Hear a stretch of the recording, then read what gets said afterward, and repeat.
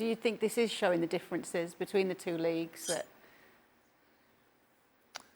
I never like to really start comparing one league to another because they've all got their strengths and weaknesses, and I've always said it's a cycle.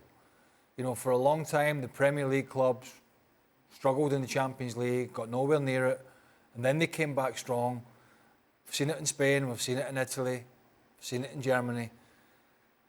At the moment, the Italian teams are not quite as strong as they were. Obviously, we've seen Juventus in the Champions League final in recent years. I think I might be wrong, but the last one being in Cardiff when Real Madrid beat them. But yeah, I think it's just these players getting an opportunity. Tammy Abraham's got an opportunity that he didn't get at Chelsea on a regular basis.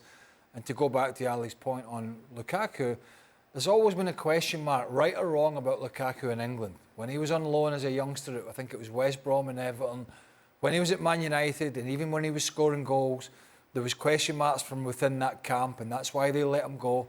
And he feels happy at Inter Milan. He feels happy in Italy.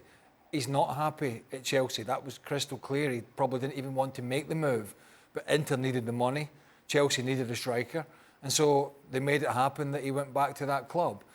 But he never looked completely comfortable from the offset, from one, being in London and playing back in England, and two, knowing, I think, that the Chelsea fans were not convinced that he was the guy that was going to propel them back to the top of the Premier League. And I think in the back of his mind, he always knew that. And then, as I said, I think yesterday, once he gave that interview that was very negative towards being at the club, the supporters turned even more on him, and it just cranked the pressure up.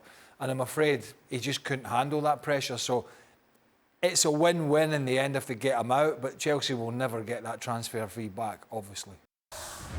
Thanks so much for watching ESPN on YouTube. And for more sports highlights and analysis, be sure to download the ESPN app. And for premium content and live streaming, subscribe to ESPN Plus.